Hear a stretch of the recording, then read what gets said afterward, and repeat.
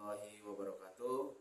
Bismillahirrahmanirrahim. Rabbi shrah li sadri wa yassir li amri wahlul lisani yafqahu qawli. Perkenalkan, nama saya Dimas Agung Maulana. Saya CGP angkatan 11 dari SMA 1 Kota Sukabumi. Izinkan dalam modul 1.4 budaya positif. Kali ini saya akan menyampaikan kegiatan aksi nyata 1.4. Berikut adalah videonya. Cukup.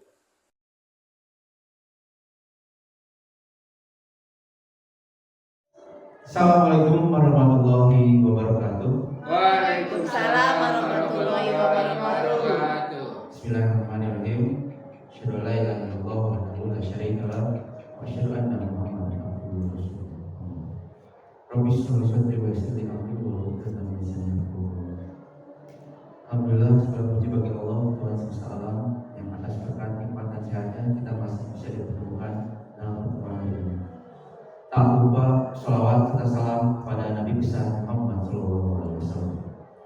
Yang terhormat Bapak Kepala Sekolah SMA Negeri 1 Kota Sukabumi beserta para wakasek dan staf jajarannya, dan yang saya hormati Bapak dan Ibu Guru SMA Negeri 1 Kota Sukabumi.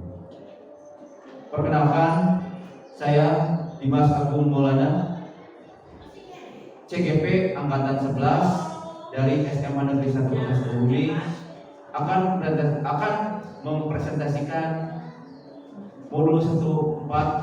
Kaitannya dalam hal ini adalah aksi nyata dalam 1.4, yaitu perubahan paradigma belajar dalam pendidikan.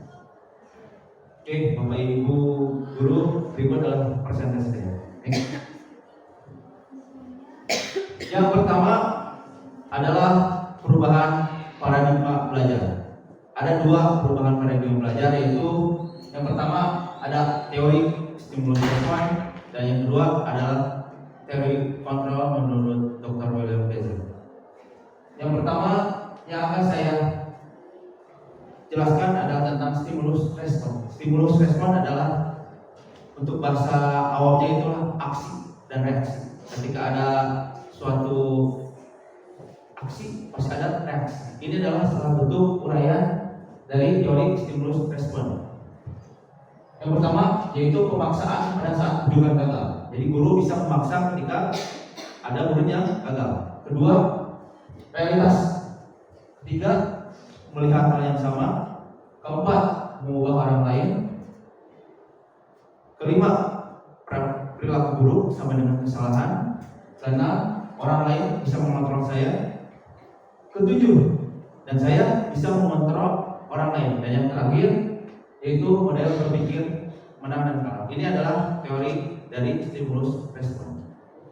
Dan yang kedua yaitu teori kontrol dari William Blazer. Di sini teori kontrol ini maksud adalah guru bisa mengontrol para murid dengan berbagai macam aksi. Dan inilah dari uraian dari teori kontrol tersebut yang telah saya uraikan dari pemahaman modul 1.4. Pertama, ada kolaborasi dan konsensus. Kedua, realitas yang atau kebutuhan yang berbeda. Ketiga, memiliki gambaran berbeda. Keempat, memahami orang lain. Kelima, semua perilaku memiliki tujuan. Keempat, kita bisa mengontrol diri. 7, kita tidak bisa mengontrol lain. Dan yang terakhir, model berpikir masing-masing. Seperti itu Bapak Ibu. Inilah perubahan paradigma belajar dari stimulus respon dan teori kontrol. Selanjutnya, nih kita masuk ke motivasi perilaku manusia. Motivasi adalah bentuk suatu dorongan yang ada dalam diri tubuh manusia. Dan dalam hal ini ada bentuk-bentuk motivasi dalam modul 1.4 ini. Next. Nih, ada 3 motivasi perilaku manusia menurut Diana Gosen dalam bukunya Restructuring School Discipline. Yang pertama, motivasi yang karena untuk menghindari kenyamanan, ketidaknyamanan atau hukuman. Contohnya, di dalam kelas, Bayu, kerjakan tugas ini atau enggak Bapak hukum. Nah, otomatis murid akan melaksanakan pekerjaan yang guru suruh, atau enggak dia akan mendapat hukuman. Inilah motivasi yang pertama, yaitu motivasi agar tidak terkena hukuman atau ketidaknyamanan. Yang kedua, motivasi untuk mendapatkan imbalan atau penghargaan dari orang lain. Nah, ini biasanya berasal dari motivasi yang dari luar, atau bisa dikatakan itu motivasi eksternal. Jadi misalnya, Rendra kerjakan buku atau kamu lari 10 keliling. Kalau enggak, kalau kamu bisa lari 10 keliling, Bapak kasih uang kamu 50.000. Nah, otomatis ini adalah dorongan dari luar sehingga si para murid ingin berlari.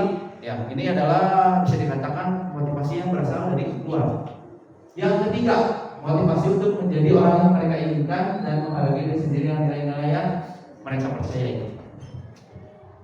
Bapak dan Ibu, ini adalah motivasi yang berasal dari dalam diri sendiri, atau bisa dikatakan motivasi intrinsik atau internal. Ini adalah motivasi yang berasal dari diri sendiri.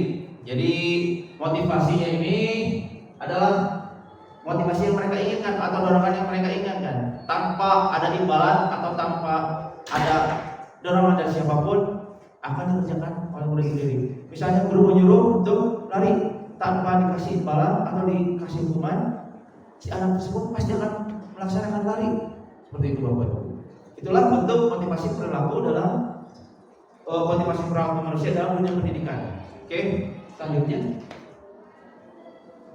Nah, kita masuk ke disiplin positif. Disiplin positif. Disiplin positif. Nah, untuk mengetahui pengertian disiplin positifnya itu, kita harus mengerti disiplin itu sendiri. Apa sih disiplin? Oke, next. Nah, disiplin menurut Ki Hajar Dewantara maupun Diana Bosen mengatakan disiplin adalah bentuk kontrol diri, Bapak Ibu. Maksudnya mengontrol diri agar dapat mencapai suatu tujuan yang mulia. Disiplin. Jadi kita harus disiplin, rasanya. Disiplin mencapai apa? Menjaga waktu, disiplin meraih sesuatu adalah bentuk kontrol diri. Jadi kita harus bisa mengontrol diri untuk mendapatkan apa yang kita mau, seperti itu. Nah, kata disiplin juga sering dihubungkan dengan hukuman, padahal sesungguhnya itu semua berbeda. Karena belajar tentang disiplin positif tidak harus. Kalau enggak, kamu akan begini. Nah, ini membuat si murid tidak nyaman. Malahan disiplin itu harus nyaman tentunya, seperti itu. Dan selanjutnya konsep disiplin memberi hukuman. Justru dengan hukuman ini adalah alternatif terakhir yang harus diberikan. Misalnya kita tidak bisa mencapai sesuatu atau murid itu tidak mencapai sesuatu yang kita inginkan, tidak disiplin, maka otomatis pemberian hukuman adalah jalan satu-satunya yang terakhir, seperti itu, untuk meningkatkan disiplin anak tersebut. Nah, selanjutnya dalam budaya kita, makna kata disiplin dimaknai menjadi sesuatu yang dilakukan seorang pada orang lain untuk mendapat kepatuhan. Kita cenderung mengubah kata-kata disiplin dengan ketidaknyamanan. Betul tidak Bapak Ibu? Betul. Ya, harus disiplin. Kalau enggak, kamu akan begini. Nah, ini membuat si murid tidak nyaman. Malahan disiplin itu harus nyaman tentunya, seperti itu. Dan selanjutnya konsep disiplin positif merupakan unsur utama untuk terwujudnya budaya positif yang kita ciptakan di sekolah. Budaya positif di sekolah itu banyak sekali, ya, seperti sholat duha bareng, sholat berjamaah, atau pengajian rutin, atau yang tadi kita kerjakan senam Jumat sehat bersama, seperti itu. Nah, kita masuk ke pengertian disiplin positif. Disiplin positif adalah agar terbentuknya murid-murid yang berkarakter, berdisiplin, jujur, peduli, bertanggung jawab, dan merupakan pembelajar sepanjang hayat dengan standar kompetisi lulusan yang diharapkan. Nah, ini adalah nilai budaya positif seperti bertanggung jawab, peduli, seperti ini adalah bentuk-bentuk yang harus kita terapkan kepada murid-murid kita. Dan murid kita bisa menjadi pembelajar sepanjang hayat tentunya. Dan hal ini juga sesuai dengan visi sekolah kita. Betul kan Bapak Ibu? Oke, tuh. Dan yang terakhir, tentu saja tujuan. Ketika kita mencapai sesuatu harus ada tujuan. Tujuan dari disiplin positif ini adalah untuk menanamkan motivasi. Yang ketiga, pada murid-murid kita yaitu untuk menjadi orang yang mereka inginkan dan menghargai diri sendiri dengan nilai-nilai yang mereka percaya. Seperti itulah makna dan pengertian dari disiplin positif. Selanjutnya, nah, Bapak dan Ibu, kita masuk ke dalam kebutuhan dasar manusia. Kebutuhan dasar. Apa itu kebutuhan dasar? Kebutuhan dasar itu adalah hal sesuatu yang harus kita penuhi dalam menjalankan kehidupan. Seperti itu. Boleh selanjutnya, Pak? Nah, dalam hal ini ada 5 kebutuhan dasar manusia yang harus dipenuhi. Bisa dilihat bareng-bareng Bapak Ibu. Yang pertama, ada kebutuhan bertahan hidup, penguasaan, kesenangan, kasih sayang, dan rasa diterima, serta yang terakhir itu kebebasan. Oke, yang pertama kebutuhan bertahan hidup. Ini seperti kebutuhan untuk makan, kebutuhan untuk minum, kebutuhan akan rumah, dan seperti alat-alat rumah tangga dan makanan seperti itu. Ini adalah kebutuhan hal yang paling mendasar dalam hidup. Yang kedua, penguasaan.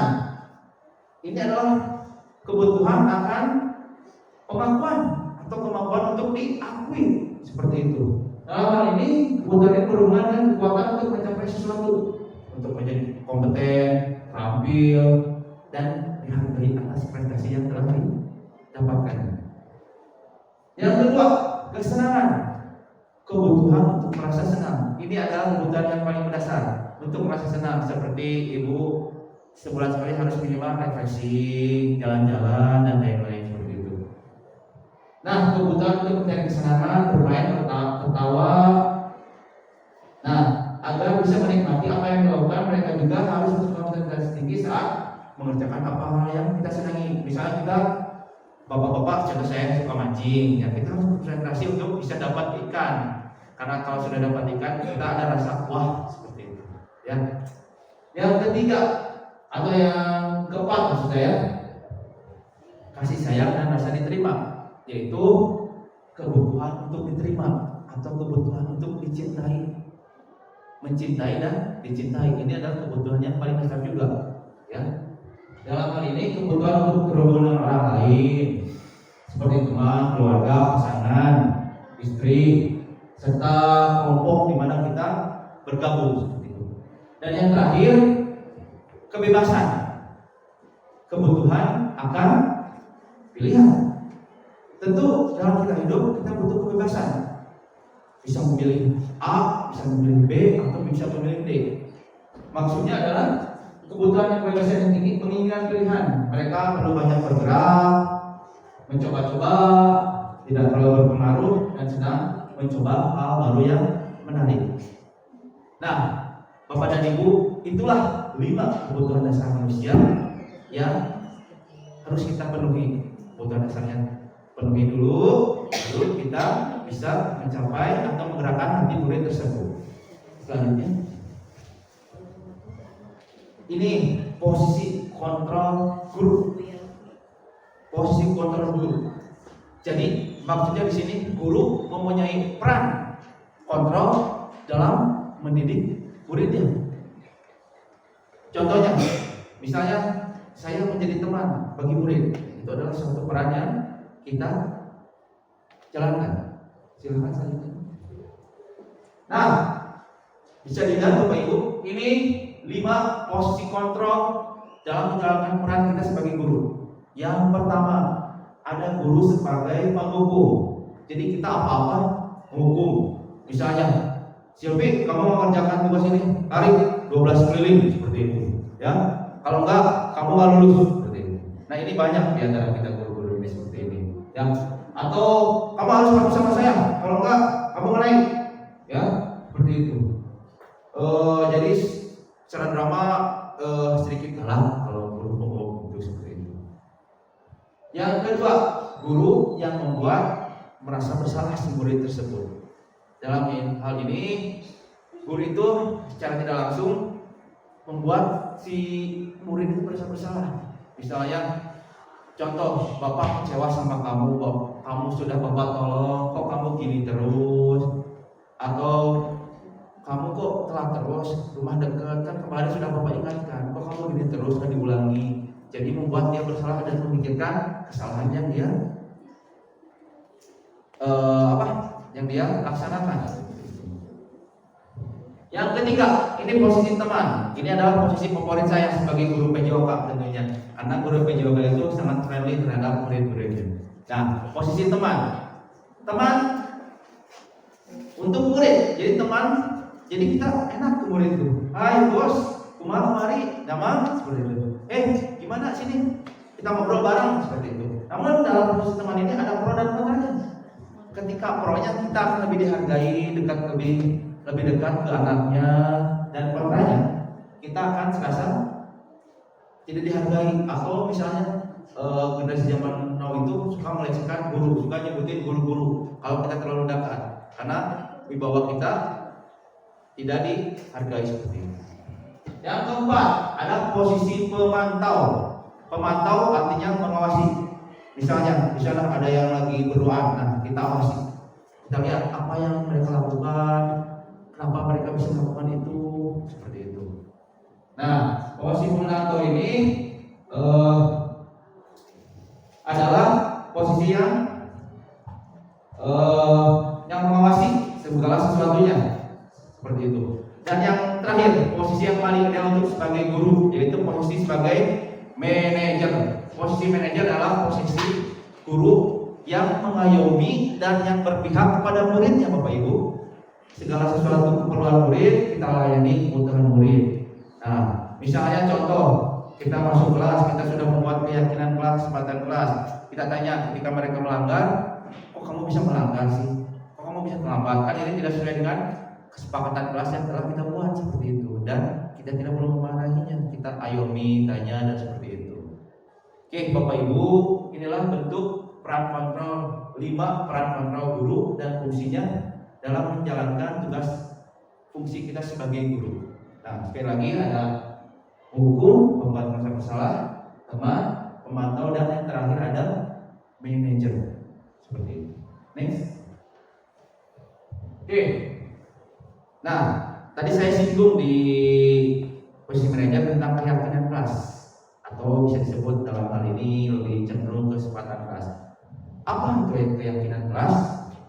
Keyakinan kelas itu adalah kesepakatan antara guru dan murid untuk melaksanakan pembelajaran yang akan dilaksanakan sampai 1 tahun ke depannya. Jadi guru dan murid berdiskusi, bermusyawarah tentang apa yang akan dilakukan untuk pembelajaran 1 tahun ke depannya. Misalnya dalam pembelajaran saya khusus di PJOK, saya berdiskusi bersama murid, gimana sih mau bagaimana pembelajaran PJOK ini? Pak, misalnya ada satu murid Sirio, Pak saya mau pakai baju bebas aja pelajaran olahraga. Nah, kita setuju bareng-bareng, setuju. Yang kedua, Pak, belajar olahraganya jangan panas-panas, di luar aja, oke, setuju. Nah, ini adalah kesepakatan kelas atau keyakinan kelas yang telah kita buat. Nah, ini sudah saya uraikan. Keyakinan kelas lebih bersifat abstrak daripada peraturan yang lebih rinci dan konkret. Setuju Bapak Ibu? Setuju. Kedua, keyakinan kelas berupa pernyataan yang universal. Ketiga, pernyataan keyakinan kelas senantiasa dibuat dalam bentuk positif. Ya, setuju Bapak Ibu?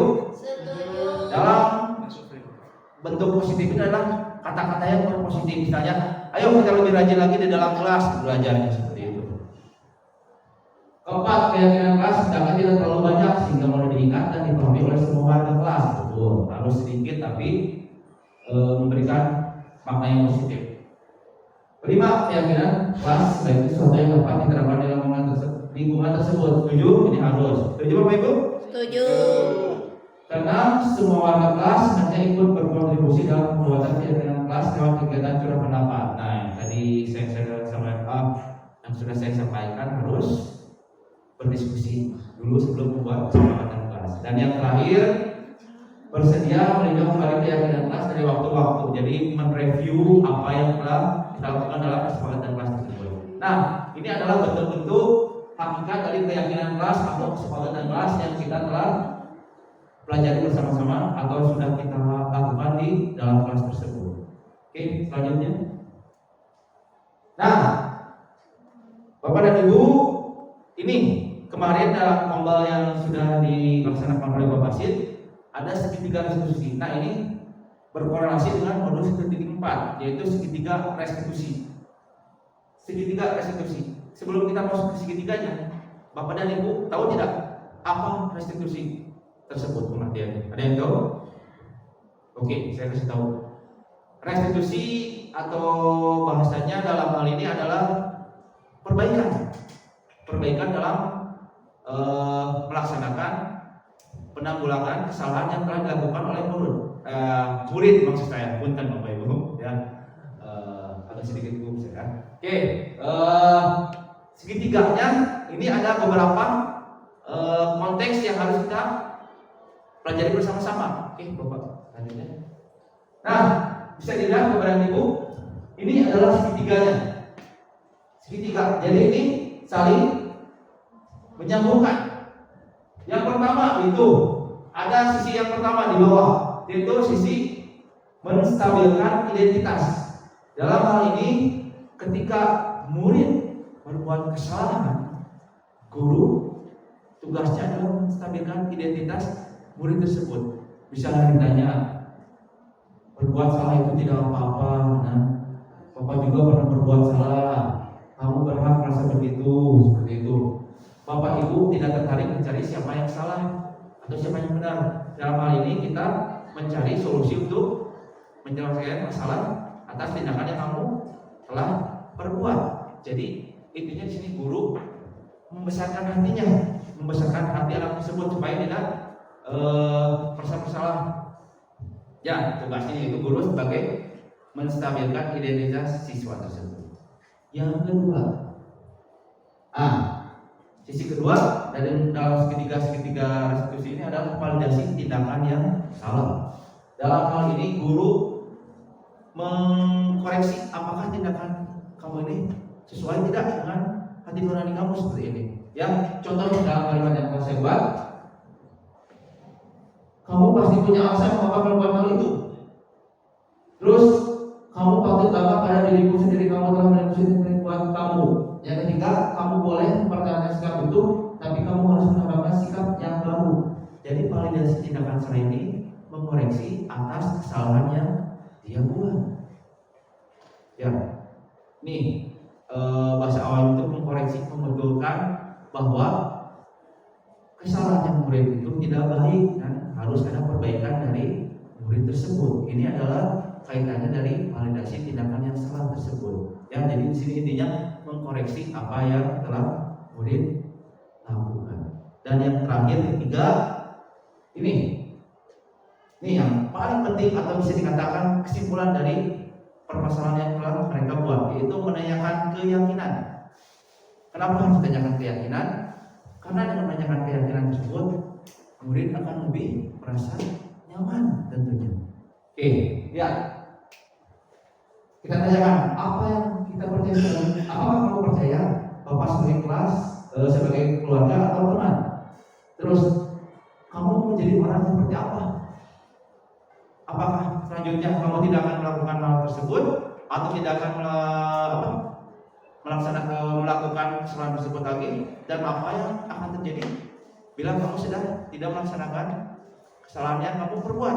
Nah, kita tanyakan dengan secara baik-baik, kita lakukan dengan rasa aman, nyaman, sehingga mereka yakin bahwa kesalahan mereka itu adalah hal yang salah dan fatal, dan suatu saat kemudian mereka tidak akan mengulanginya kembali.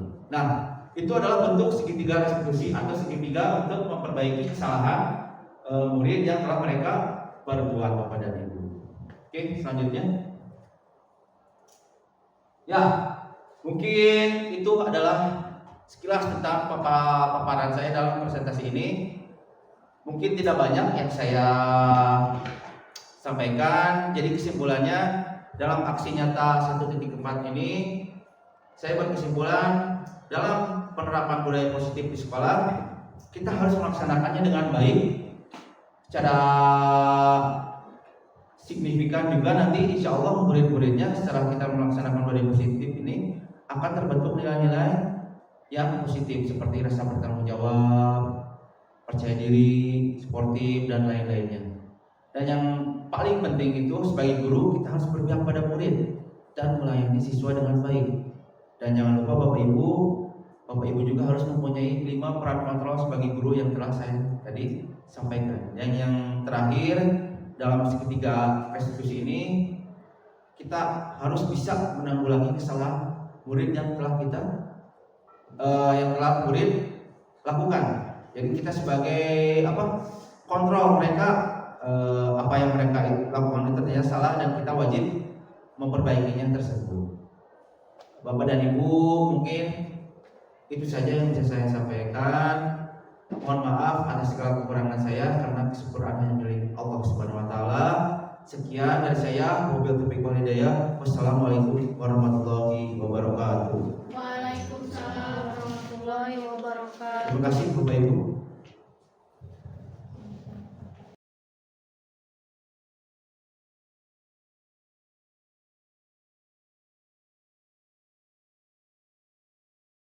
Kalau enggak, kamu akan begini. Nah, ini membuat si murid tidak nyaman. Malahan disiplin itu harus nyaman tentunya seperti itu. Dan selanjutnya konsep disiplin.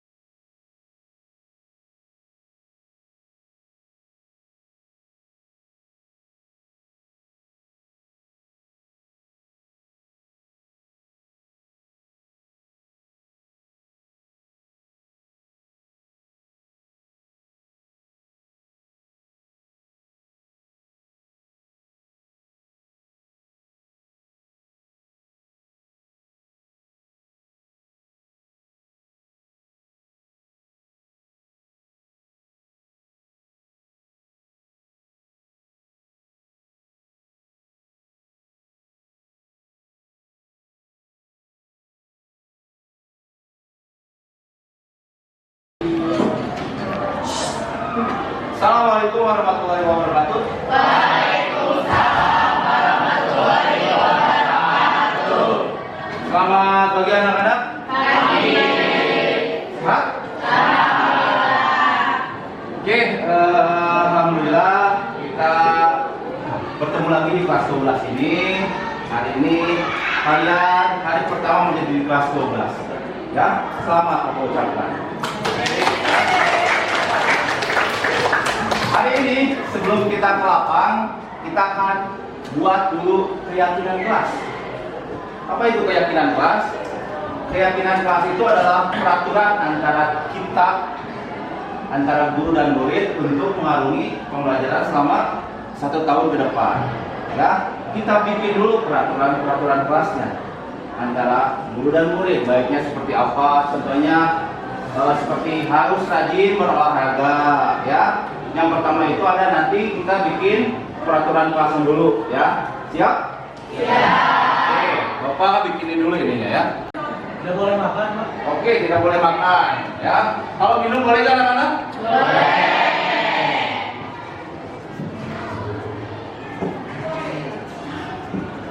Absen tidak boleh bolong-bolong, Pak. Oke, siap.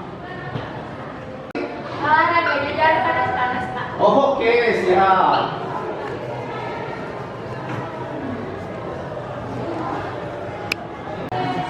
Benar, apa lagi? Pak, tidak boleh membeli.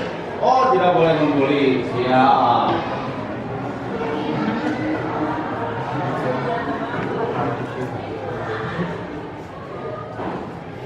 Lanjutnya anak-anak. Aku, Pak, harus menghormati guru. Oke.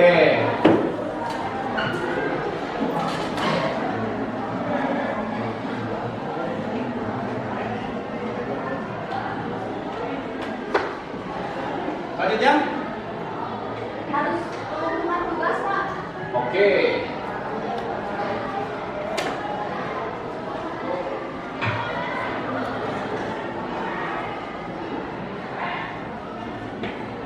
Nah, ada satu lagi kita kenapa jadi 10? Tidak menggunakan metode Oke.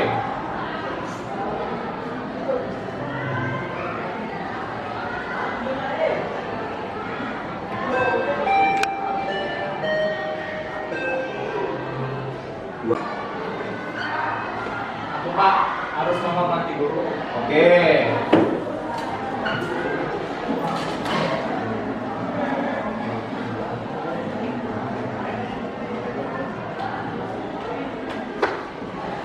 Selanjutnya? Harus rumah tugas Pak. Oke.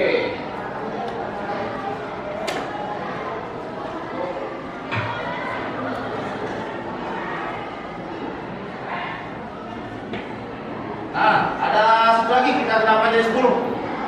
Tidak menggunakan makeup berlebihan. Oke.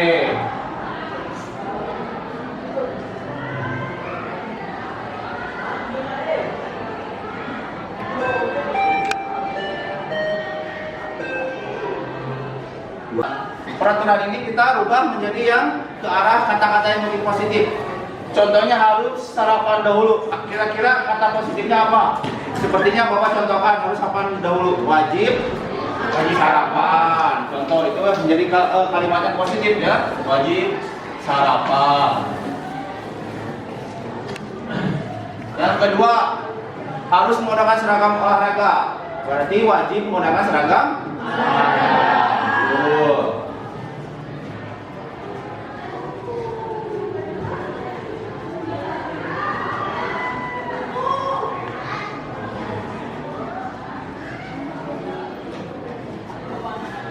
Tiga, tidak boleh makan, minum boleh? Jadi, boleh kita ubah jadi di kalimat disiplin positif. Tidak boleh makan, boleh minum ketika sedang istirahat. Tuh, setuju?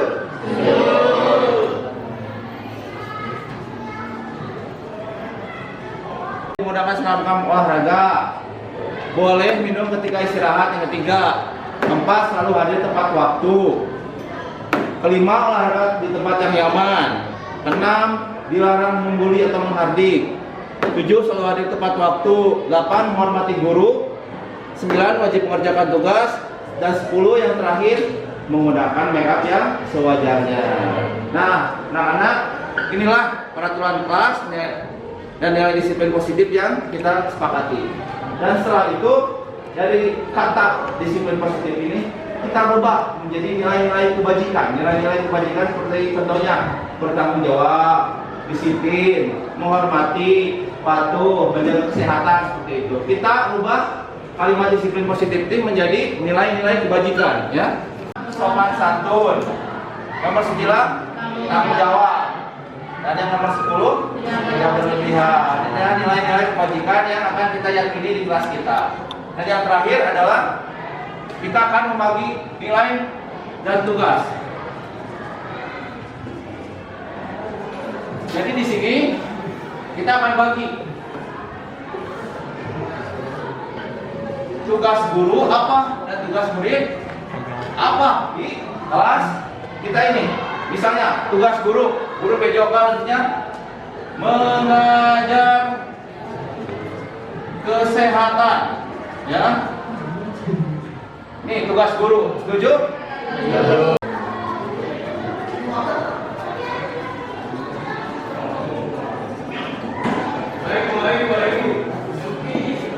Olahraganya sehat.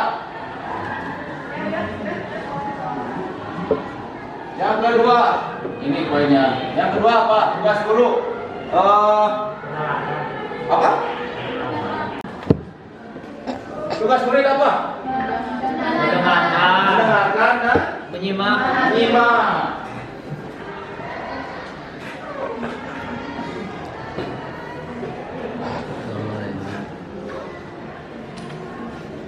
Terhadap siswa.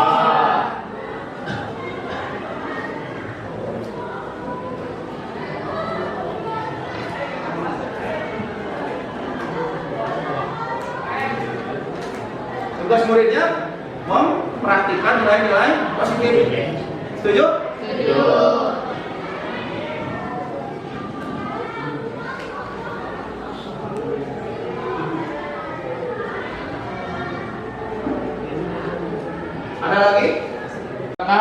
gerakan dalam pelajaran PJOK.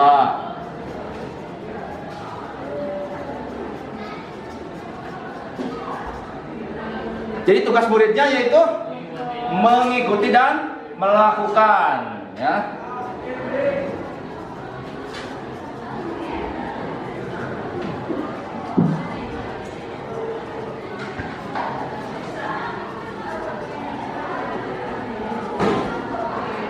Nah, yang kedua, guru menerangkan tentang mata pelajaran PJOK. Tugas muridnya adalah menyimak nomor PJOK. Yang ketiga, menghormati siswa, ya. Jadi Bapak harus menghormati kalian, betul tidak? Nah, tugas kalian juga harus menghormati. Jadi saling menghormati. Keempat, memberikan nilai-nilai positif kepada siswa seperti menghargai teman, melakukan hal baik.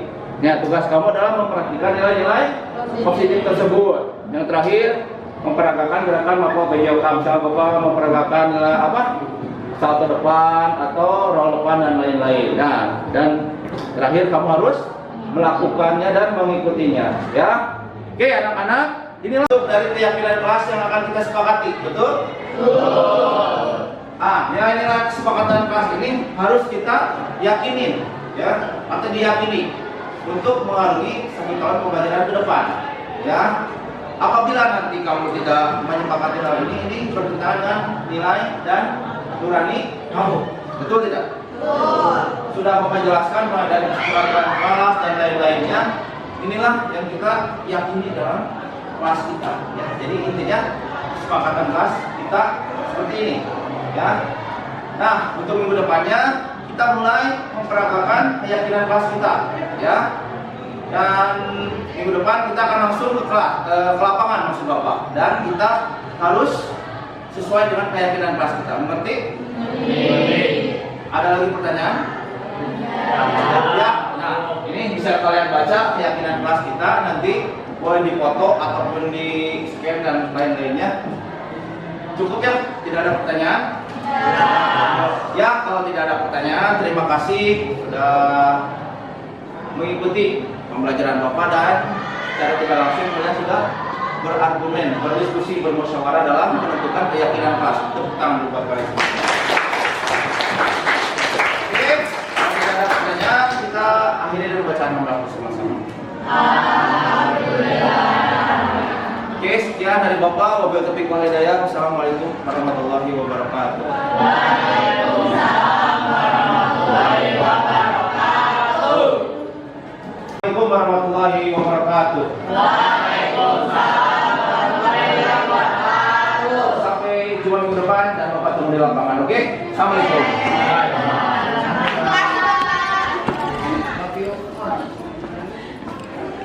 Assalamualaikum warahmatullahi wabarakatuh. Selamat siang semua, sehat? Oke, alhamdulillah hari ini pembelajaran pertama dalam PJOK, ya. Apa yang PJOK itu? Pendidikan, jasmani, olahraga dan kesehatan. Sebelum memulai kegiatan pembelajaran, hari ini kita tentukan kesepakatan kelas. Kita, apa yang kamu inginkan dalam pembelajaran ini dan apa yang kamu tidak inginkan.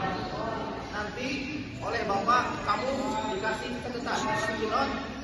Kamu tuliskan kesepakatan apa saja dalam pembelajaran PJOK ini. Misalnya di dalam pembelajaran PJOK, aku pengen begini Pak, aku pengen menjadi lebih sehat, tuliskan. Nanti setelah dituliskan, kamu tandanya di sini, ya. Oke, nanti dibantu oleh teman kamu, dibagiin pikirannya. Bapak kasih waktu 2 menit untuk menulisnya. Angkat, silakan. Karinya kan? Karinya apa itu? Karinya kerarek nempel-nempelkeun.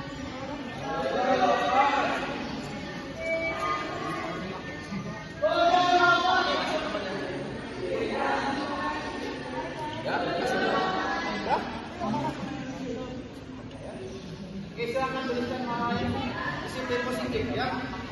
Boleh. Nanti saya akan sini.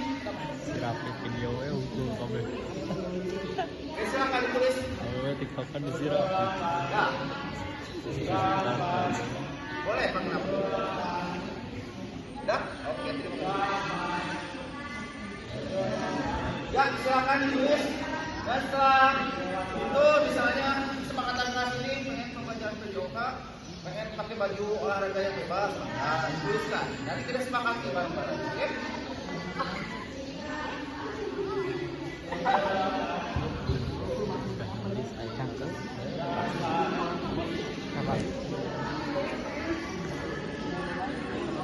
Pekan aing. Tulis aja. Miring. Nah,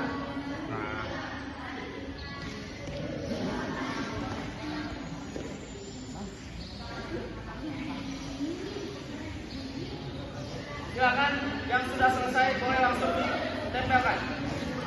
Ya, ini yang pertama. Tadinya sekitar teh. Aku dulu lah masih. Ya, oke, good. Selanjutnya.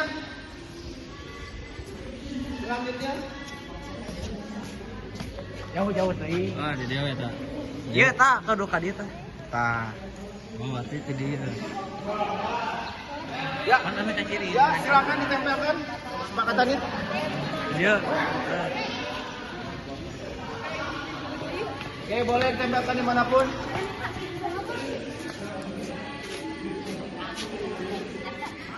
Ya, silakan tempel.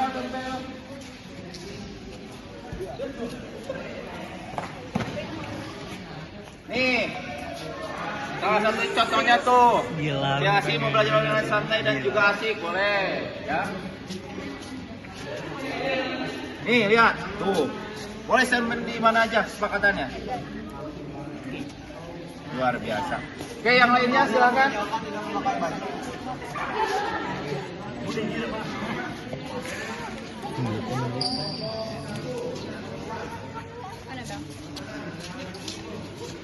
Nenek.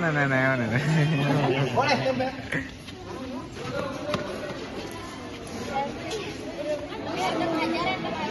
Ya.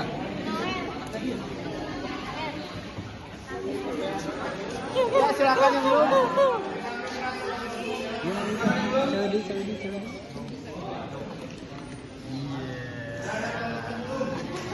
Sudah? Dah, Pak. Silakan.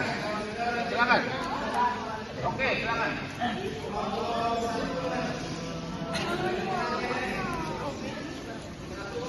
Oke. Silakan duduk kembali.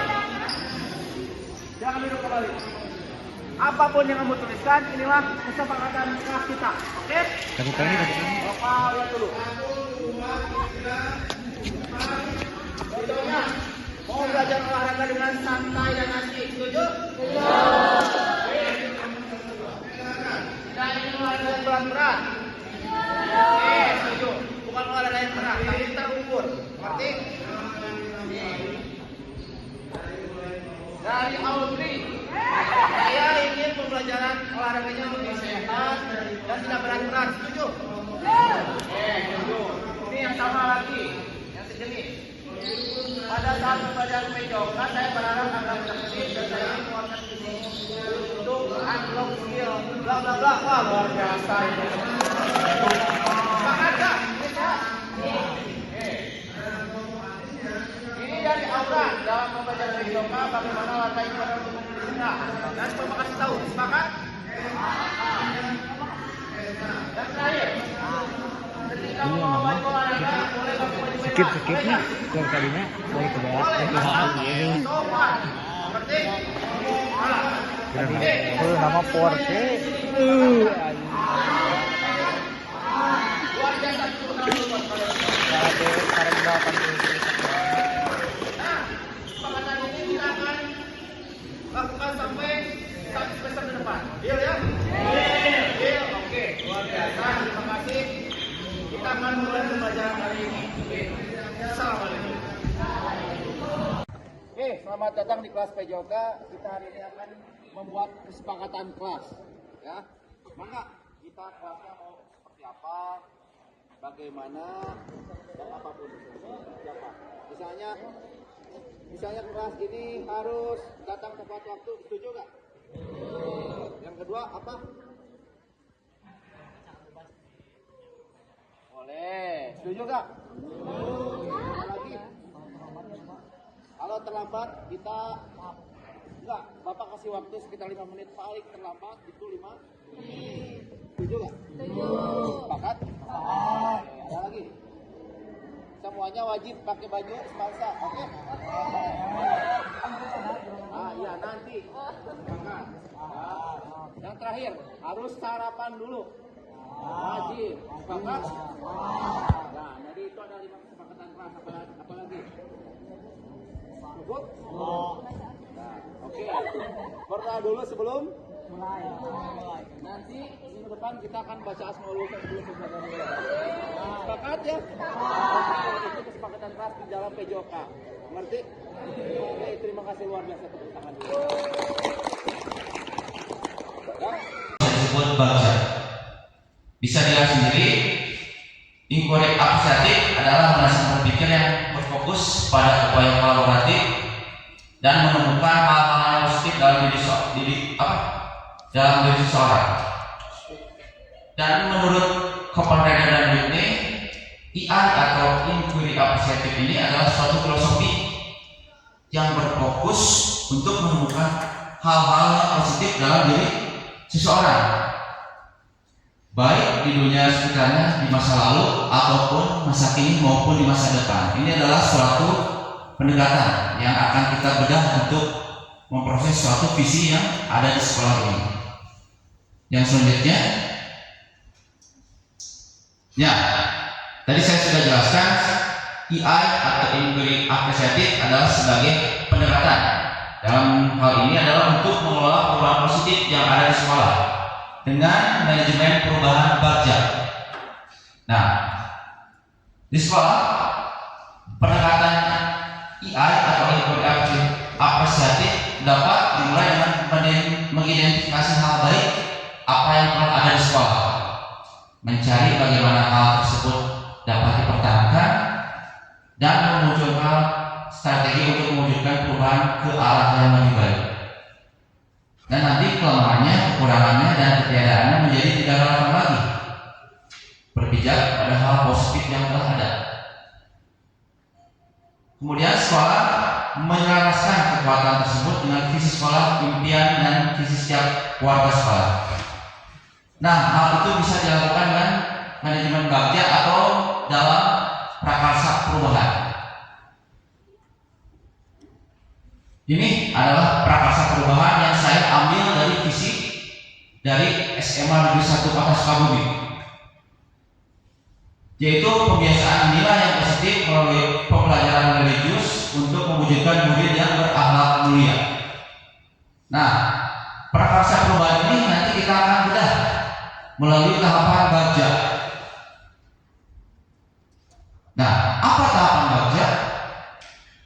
Bagja adalah perubahan dari inquiry apresiatif sebagai pendekatan manajemen perubahan yang pertama kali digunakan oleh Copenhagen dalam 4T: discover, dream, design, deliver, dan yang terakhir kemudian dipecah menjadi discover, menjadi define, dan discover.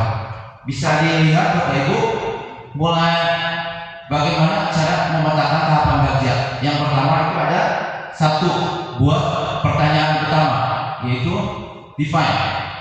Yang kedua, ambil pelajaran, discover. G, gali mimpi, dream. C, jabarkan rencana, desain. Dan yang terakhir A, atur eksekusi, deliver. Nah, slide selanjutnya saya akan coba menguraikan tahapan bagja ini melalui isian prakarsa perubahan yang sudah saya buat.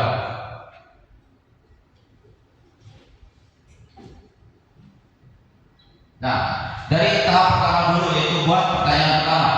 Di sini untuk arah penyelidikan mendefinisikan tujuan. Jadi pertanyaannya adalah apa yang harus saya lakukan supaya pembelajarannya menjadi pembelajaran yang religius, dan bagaimana caranya siswa merasa senang dalam mengikuti pembelajaran yang religius. Dan tindakan yang saya akan lakukan yaitu yang pertama itu adalah melakukan metode pengajian, membaca Al-Quran dan belajar agama. Yang kedua, melayani siswa dengan sepenuh hati, dengan berpihak pada murid, dan membuat rancangan metode pengajian membaca Al-Quran dan belajar agama. Yang kedua, A. Ambil pelajaran. Ini adalah tindakan yang saya lakukan. Dari pertanyaannya, mulai kegiatan apa saja yang membuat siswa senang dalam melaksanakan pembelajaran secara religius, bagaimana pembelajaran religius bisa diaplikasikan dalam pembelajaran di kelas.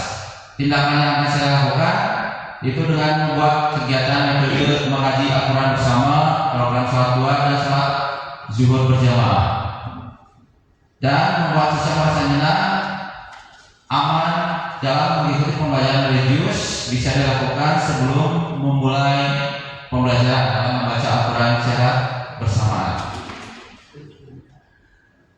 Yang B, gali mimpi. Ini pertanyaannya. Dalam pertanyaannya, apa saja kebiasaan yang baru yang akan terjadi jika perubahan pembelajaran religius ini terwujud? Yang pertama, tindakan yang akan dilakukan yaitu anak akan mempunyai karakter yang kemudian berkarakter.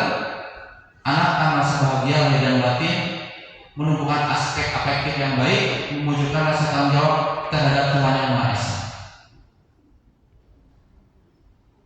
J. Tentang tahapan bagi ini, J yaitu jabarkan rencana. Di sini kita akan menjabarkan rencananya. Dalam pertanyaannya, saya bagaimana langkah-langkah sederhana saya dalam mewujudkan perubahan pembelajaran yang religius untuk siswa. Tindakan yang saya lakukan, yang pertama, langkah awal membuka dialog dengan KGMP, khususnya KGMP yang mempelajari bidang religius itu pendidikan agama, dan membahas perkasa perubahan pembelajaran religius untuk siswa dalam mewujudkan perubahan tersebut. Kemudian melakukan refleksi dan evaluasi terhadap perwujudan metode pengajian membaca Al-Quran dan belajar agama. Dan yang terakhir, di A, atur eksekusi. Pada tahapan ini, siapa yang akan berperan dalam mengambil keputusan? Bisa dilihat pada Ibu, pertanyaan yang akan saya ambil, siapa yang berperan bahwa memonitor, bertanggung jawab dalam perubahan pembelajaran religius tersebut. Tindakan yang saya akan ambil yaitu 1. Mengajak seluruh elemen sekolah mulai dari kepala sekolah, wakasek, dan tentunya rekan-rekan guru sejawat, khususnya guru agama dalam melakukan inovasi tersebut. 2. Mendorong rekan-rekan sejawat guru secara rutin memberikan dan melakukan metode pengajaran membaca Al-Quran dan belajar agama sebelum proses pembelajaran dimulai. Ini ada sedikit dokumentasi nilai positif melalui pembelajaran religius, mulai dari membaca Al-Quran bersama, terus ada kegiatan sholat zuhur berjamaah seperti itu. Dan ini ketika siswa melakukan program sholat duha bersama di hari Jumat, dan ada yang terakhir kemarin pengajian Jumat bersama para guru bersama murid. Nah, setelah saya menguraikan tahapan bagian melalui pendekatan AI atau apresiatif, disimpulkanlah bahwa visi sekolah SMA 1 Kota Sukabumi telah ditetapkan dapat terlaksana dengan baik dengan menerapkan tahapan budget sesuai dengan perubahan berdasarkan hal yang positif yang telah dimiliki oleh sekolah. Seperti itu. Ya, cuma sedikit presentasi dari saya. Terima kasih. Salam guru penggerak, tergerak, bergerak, dan berat. Mohon maaf bila ada banyak kekurangannya. Sekian, wabillahi taufiq. Wassalamualaikum warahmatullahi wabarakatuh. Waalaikumsalam. Ya, terima kasih untuk Pak Dimas tadi sudah mempresentasikan kaitan dengan visi sekolah yang mungkin diambil menjadi kalimat prakarsa perubahannya, dan di sini Pak Dimas mencoba untuk mempresentasikannya atau mengaplikasikannya ke dalam kegiatan yang bernilai positif ya untuk membangun karakter anak dalam hal ini mungkin dari segi religiusnya. Nah, untuk selanjutnya mungkin kita akan lanjutkan kegiatannya, yaitu dengan kegiatan menggali cita-cita yang guru harapkan terhadap murid di masa yang akan datang. Untuk kegiatan tersebut nanti akan langsung dipadu oleh Pak Dimas. Untuk waktu dan tempatnya dipersilakan.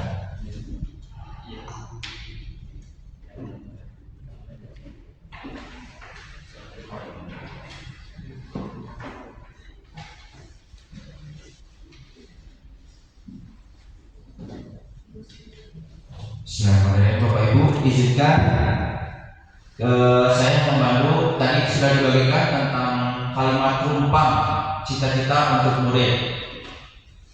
Bapak Ibu sudah barangkali sudah mengisikan. Kita memberikan murid-murid yang seperti apa. Kita percaya bahwa murid adalah sekolah kita mengutamakan. Murid di sekolah kita sadar betul bahwa kita warga sekolah yang yakin untuk, dan kita warga sekolah yang paham bahwa enggak sudah diisi. Ya, silakan enggak Bapak dan Ibu untuk diisi. Sudah. Sudah?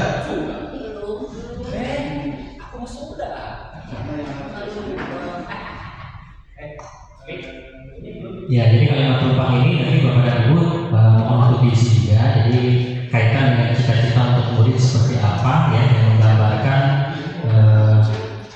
keinginan Bapak dan Ibu atau harapan Bapak dan Ibu kaitan dengan guru apa murid ya di masa yang akan datang.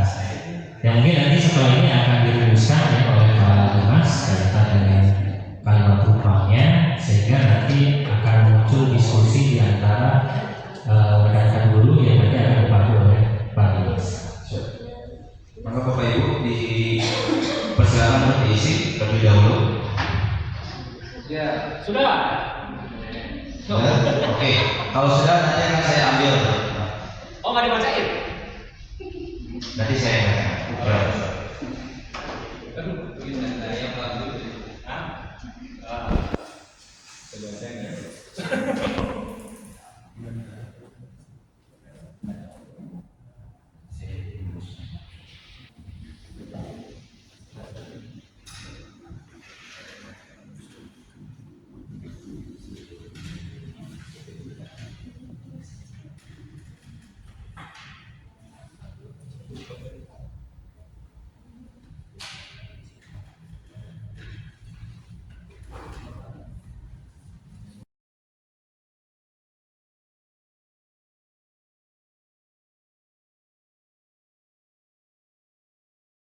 Warahmatullahi wabarakatuh. Waalaikumsalam warahmatullahi wabarakatuh. Selamat siang, Billy. Siang, Pak. Sehat? Sehat. Sehat benar. Kamu tahu gak kenapa kamu dipanggil di ruang siswa? Tahu Pak, saya membuli dia sampai menangis. Padahal awalnya dia duluan yang membuli saya, makanya saya balik lagi, tapi untungnya aja dia cewek, jadi saya gak pukul. Begitu ceritanya. Bapak juga dulu pernah salah ya. Tapi di sini kita tidak mencari yang salah ataupun benar. Bapak di sini manggil kamu itu untuk menyelesaikan suatu konflik ya. Tapi Bapak kamu bisa menahan emosi. Ya, tidak sampai memukul anak perempuan itu, betul? Ya Pak, terima kasih nasihatnya. Saya cuma kesal dia dibilang saya dengan kedudukan yang gak enak. Ya udah saya balas lagi aja. Iya, betul. Memang yang kamu lakukan itu adalah untuk membela diri, tapi yang kamu lakukan itu tetap kurang benar.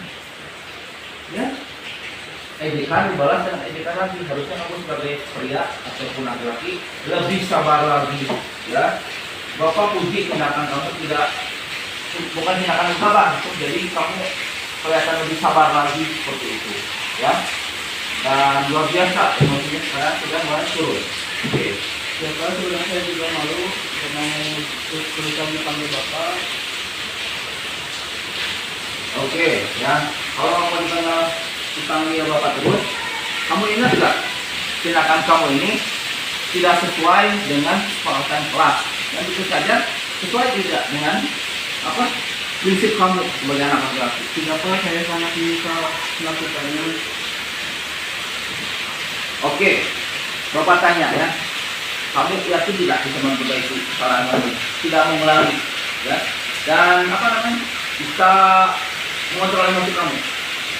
Siapa insya Allah bisa. Oke. Dan untuk kedepannya bagaimana kedepannya nih? Kamu bisa tidak mengendalikan emosi dan rasa sabar kamu dilatih untuk bikin lagi? Bisa Pak, kalau misalnya tambah lebih jauh ke depannya. Luar biasa. Yang jadi ya, yang di cowok betul. Ya, jangan diulang gitu. Ya, kamu harus lebih sabar. Lebih sabar, emosinya dikontrol. Jangan mau dipanggil tuang ini lagi. Ya, coba emosi. Mila, boleh sekarang kamu kembali ke kelas lagi. Ya.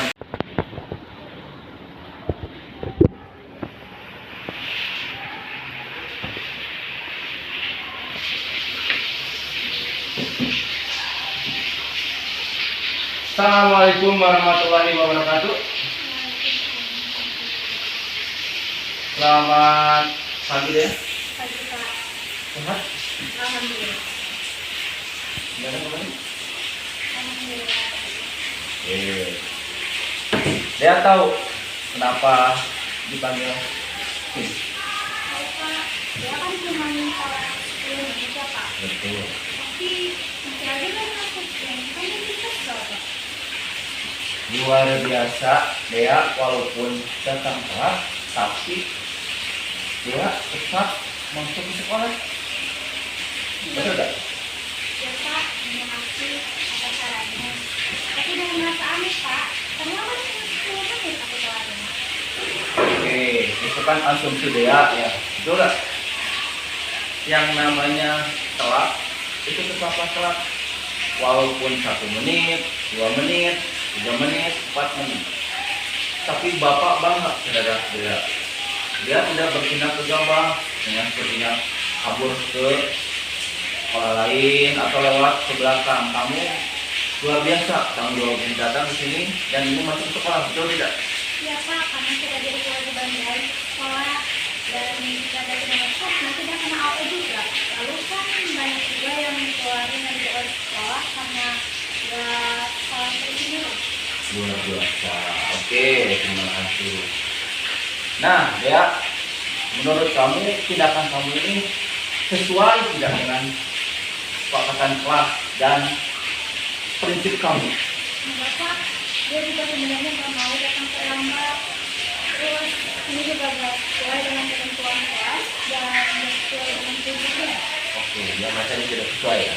Oke ya. Nah, Dea, Bapak tanya, kamu yakin bisa gak memperbaiki kesalahan kamu? Misalnya dengan selanjutnya tidak datang terlambat lagi. Kamu kan sering terlambat. Ya Pak, aku yakin. Oke, bagus. Nah, untuk selanjutnya, bagaimana rasanya nanti kamu sudah merasakan seperti itu nih perasaan kamu kalau sudah disiplin, bagaimana rasanya? Kira-kira.